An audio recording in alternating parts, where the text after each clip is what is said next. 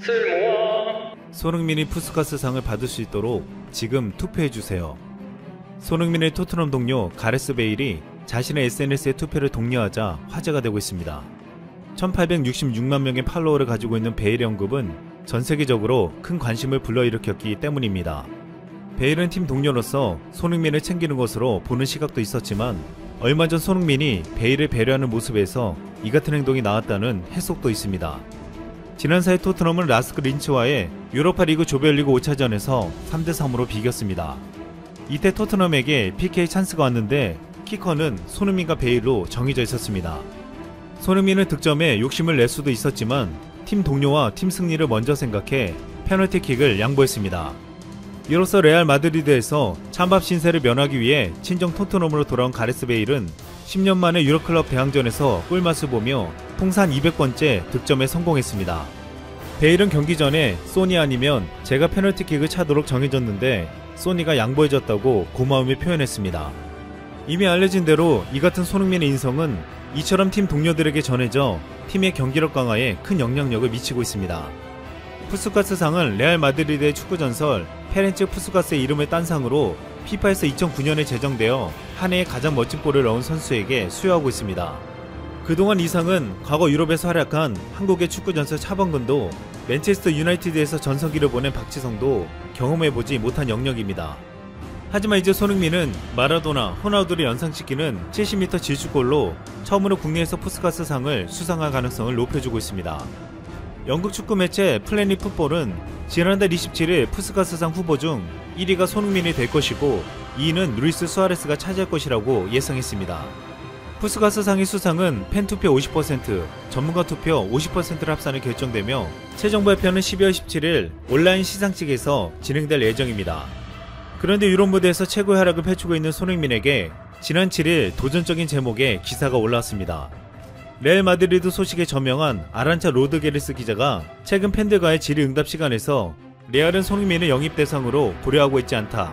내년 여름 레알은 더 높은 수준을 가진 선수를 노리고 있다라고 말했다는 것입니다. 실제로 지난달 28일 스페인 아스는 레알 마드리드의 최우선 순위는 2001년 킬리안 음바페와 에드와르도 카마빙가를 영입하는 것이며 2022년에는 도르트문트의 엘링 홀란드를 영입하고자 한다라고 보도한 바 있었습니다. 이 시점에서 월드클래스라 불릴 정도의 활약을 하는 손흥민에게는 받아들이기 힘든 평가일 수 있으나 손흥민이 곧 29살로 접어들기 때문에 레알이 더 젊은 자원들을 수급하려는 것이란 분석도 있었습니다. 하지만 손흥민이 북런던 더비에서 엄청난 슛과 활약을 보여주자 이 보도가 깨지고 있습니다. 레알 마드리드의 팬들과 스페인 언론은 당장 손흥민을 영입하라고 말하고 있는 것입니다. 8일 스페인 매체 돈 디아리오는 손흥민은 토트넘과 무리뉴 감독의 엄청난 스타다. 충격적인 경기력을 보여주고 있다라며 레알 마드리드에 간절하게 손흥민을 영입하라고 했습니다. 또한 이 매체는 의심할 여지가 없다. 레알 마드리드의 손흥민 영입을 이야기해야 한다. 올 시즌까지 엄청난 수준으로 발전했다. 에당 아자르가 첼시에서 보여줬던 경기력과 흡사하다. 레알 마드리드가 공격력을 강화하려면 손흥민 영입에 심혈을 기울여야 한다고 주장했습니다. 독일 축구 이적 전문 사이트 트랜스퍼 마르크트는 지난 6일 세계에서 가치 있는 축구 선수 50인을 나열하며 가치를 매겼습니다. 여기서 음바페의 가치는 1억 8천만 유로, 하나로 약 2,362억 원으로 1위였고 2위는 맨체스터 시티의 라임 스털링이었습니다. 손흥민은 7,500만 유로, 하나로 약 984억 원으로 29번째를 차지했습니다. 손흥민은 레알 기자가 말하는 대로 더 높은 수준이라 했던 음바페와 몸값 차이가 2배나 나는 것 같지만 올해 들어 유럽 시장의 움직임을 보면 그렇지 않습니다. 지난 6월 스페인 돈 발론과 영국팀 토크 등 유럽 축구 전문 매체는 레알이 손흥민을 원한다. 플로렌티노 페레스 레알 회장이 손흥민의 열성 팬이다. 1억 5천만 유로, 하나로 2,055억 원 안팎의 이적료를 챙겼다고 보도했습니다.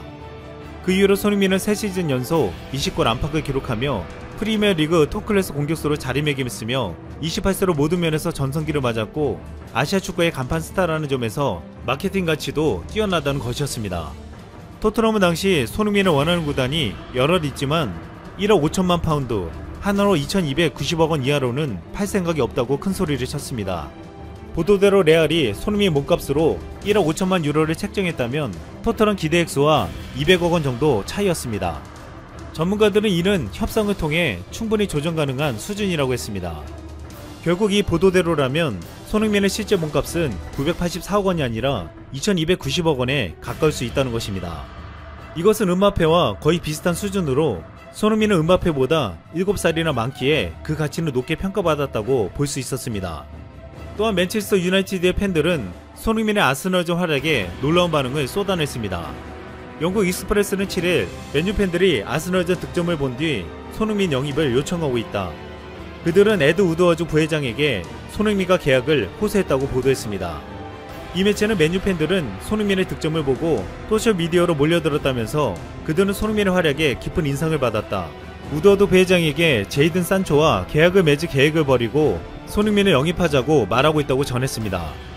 익스프레스에 따르면 한 팬은 손흥민을 맨유를 데려오기 위해 모든 돈을 지불해야 한다고 주장했다고 하며, 또 다른 팬은 맨유는 산초를 잇고 손흥민과 계약을 맺어야 한다, 보석 같은 존재라고 산초보다 손흥민을 요구했다고 했습니다. 현재 토트넘 팬들이 손흥민의 재계약을 마음을 조아리며 기다리고 있는 이유는 이 같은 빅클럽 거상들이 손흥민을 노리고 있기 때문입니다.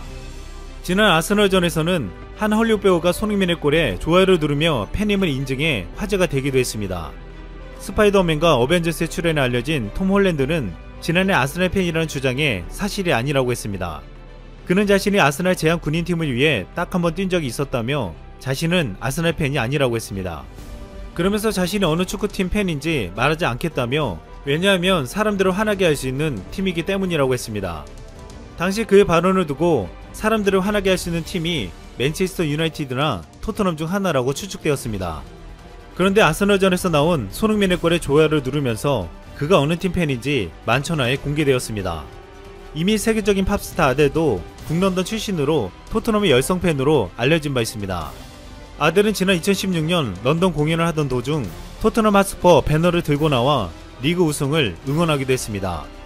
이처럼 이제 손흥민은 예상치 못한 이들에게까지 지지를 받으며 더 많은 이들에게 응원받고 있습니다. 아스널전 활약에 일본 네티즌들도 이제 손흥민에 대한 시기나 질투보다 존경심을 나타냈습니다.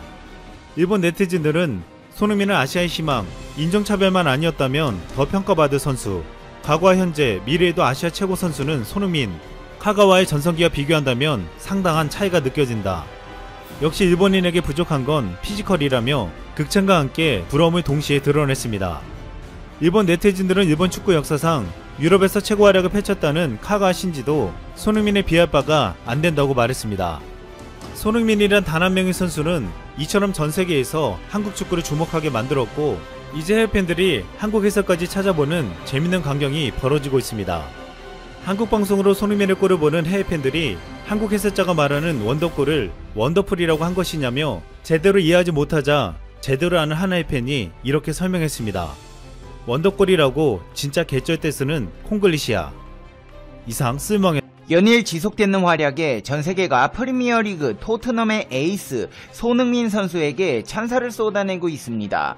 영국의 BBC 방송은 그는 토트넘에서 값을 매길 수 없는 선수다, 마땅히 받을 찬사를 받지 못하고 있다고 극찬했습니다. 영국의 축구 해설위원 로버트 언쇼 또한 손흥민이 저평가된 선수라며 그는 최고의 선수 가운데 한 명이며 최고의 골잡이 중 하나다.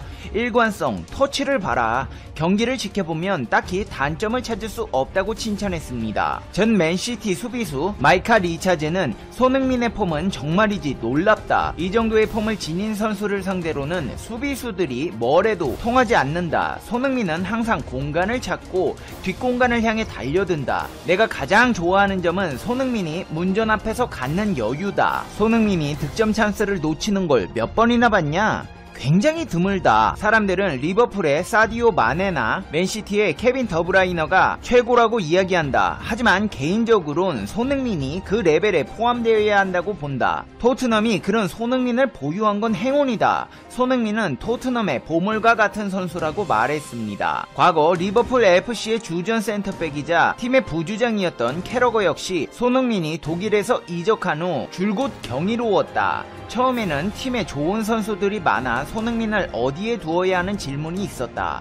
지금은 선수 명단에서 손흥민의 이름을 가장 먼저 적도록 만들었다고 평가했습니다. 손흥민을 영입했던 전 토트넘의 스카우터인 데이비드 웹은 선수들을 영입하기 위해서는 그들의 배경과 성장 과정을 이해해야 한다. 이런 개인사와 통계, 몸값 등이 모두 합쳐져야 선수의 가치를 평가할 수 있다. 손흥민은 잉글랜드 프리미어 적응에 시간이 걸렸지만 최고의 선수로 성장했다. 우리가 손흥민을 영입한 시기에 좋은 성적을 거둔 것은 스카우팅이 제대로 이루어졌다는 증거다. 손흥민을 싸게 영입해서 최고의 선수로 성장시킨 것은 토트넘의 성공 요인이라고 극찬했습니다. 심지어 일본에서조차 손흥민 선수의 활약에 극찬을 아끼지 않았는데요.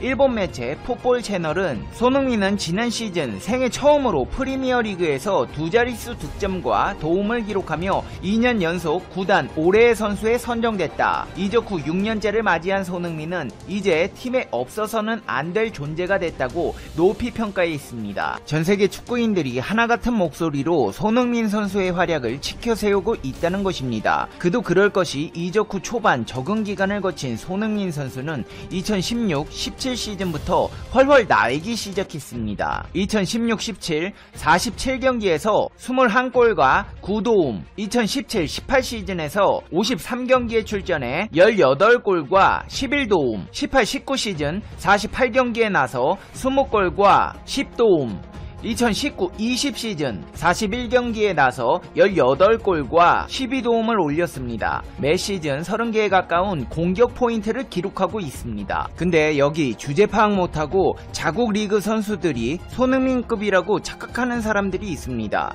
바로 베트남입니다. 최근 베트남의 한 매체에서는 베트남컵 결승에서 골을 넣은 쾅아이 선수와 영국 프리미어리그에서 4골을 몰아친 손흥민 선수를 비교하면서 꽝아이부터 손흥민 이 두 사람이 수백만 명의 축구팬을 열광시키고 있다고 보도했습니다. 아니 잠깐만요. 누구요? 꽝아이요? 그게 누구예요? 누군데 손흥민 선수랑 비교하는 거지? 꽝아이 선수는 키 168, 몸무게 65kg, 1997년생 23살의 나이로 베트남의 하노이 FC 소속 선수입니다. 2018 시즌은 24경기, 9골, 9도움을 기록했고 시즌이 끝난 후 V리그 베스트 11 베트남 최우수 선수상인 골든볼을 획득했습니다. 17살 때부터 사귄 연예인 여친이 있지만 연상의 다른 모델과 사귄다는 소문도 있고 자기 여동생 친구와 사귄다는 소문도 있습니다. 응우옌 꽁펑 선수와 마찬가지로 자유로운 연애를 즐기며 축구 선수 생활을 하고 있습니다. 아니 근데 이 꽝아이 선수 뭐 베트남 리그에서 축구 잘하는 건 알겠는데요. 영국 프리미어 리그에서 활약하는 손흥민 선수와 비교가 되나요? 노는 물이 다른데 어떻게 손흥민 선수와 비교해가며 수백만 명의 축구 팬들이 흥분한다는 표현으로 동격화할 수 있는 거죠? 꽝아이 선수에 대한 베트남 사람들의 애정은 도가 지나칠 정도로 높습니다. 심지어 베트남의 한 매체에서는 꽝아이를 가진 박항서 감독은 이 세상에서 가장 행복한 사람이라고 말하기도 했습니다. 베트남의 네티즌들은 손흥민 선수의 기술은 꽝아이 선수보다 못하지만 속도와 마무리가 좋다는 평가를 하기도 했으며 또 다른 네티즌들은 꽝아이 선수도 케인과 함께 플레이한다면 손흥민보다 더 잘할 것이라며 김칫국을 마시기도 했습니다. 근데 이 사람들 이 말들이 장난이 아니고 진지합니다. 베트남 사람들은 진심으로 꽝아이 선수가 손흥민 선수보다 잘한다고 생각하고 있습니다. 실제로 한 베트남 매체는 박항서 감독은 최고의 베트남 선수들을 보유하고 있어서 성공할 수 있었다라는 제목의 기사에서 박항서 감독의 인터뷰 기사를 올렸는데요. 기자들이 하도 손흥민 선수와 베트남 선수들을 비교해 누가 더 잘하냐는 질문을 쏟아내자 박항서 감독은 베트남에서는 손흥민 선수가 베트남 선수들과 자주 비교가 됩니다. 하지만 손흥민 선수는 한국 축구의 보물이기 때문에 한국은 그를 보호해야 합니다. 라며 인터뷰를 마쳤습니다. 이게 무슨 상황이냐 하면 베트남 사람들이 박항서 감독에게 베트남 축구 선수들은 손흥민 선수와 같은 수준이다. 꽝아이 선수가 프리미어 리그 가면 손흥민 선수만큼 활약할 수 있을 것이다. 뭐 이런 답변을 듣고 싶어서 질문을 쏟아내고 있는데 박항서 감독은 한국 축구의 보물과 베트남 축구 축구를 비교하지 마라. 손흥민은 한국에서 보호해야 하는 존재고 나 역시 니들의 유도신문에 걸리지 않을 것이라며 불쾌한 심기를 감추지 못했다는 것입니다. 베트남 사람들은 이제 박항서가 베트남 축구에 세운 공로 따위는 잊은 것으로 보입니다. 아예 베트남 선수들로 인해 박항서 감독이 은혜를 입었다. 우리 선수들 아니었으면 그냥 우승 한번 못해보고 은퇴할 감독이었다는 식의 보도들과 네티즌 반응들이 이어지고 있는데요. 과연 이 말이 사실일까요? 박항서 이전과 박항서 이후의 베트남 축구 팩트체크 들어가겠습니다. 베트남은 아직까지 월드컵 본선에 출전한 기록이 없습니다. 본선은커녕 최종 예선에도 한번 나가본 적 없습니다. 남북 통일 후에 축구를 부흥시키려는 시도도 있었고 프로리그 시스템도 갖추었지만 축구의 인기가 많은 것과는 별개로 국가대표팀은 동남아권을 벗어나면 동내북 수준이었으며 동남아 4개국 공동개최로 열린 2007년 AFC 아시안컵에서 개최국으로 8강에 진출한 것이 최고 성적입니다. 피파 랭킹 순위는 96위, 약체로 평가받고 있으며 역사적으로 앙숙관계였던 태국의 축구 국가대표팀이 주요 라이벌로 꼽힙니다.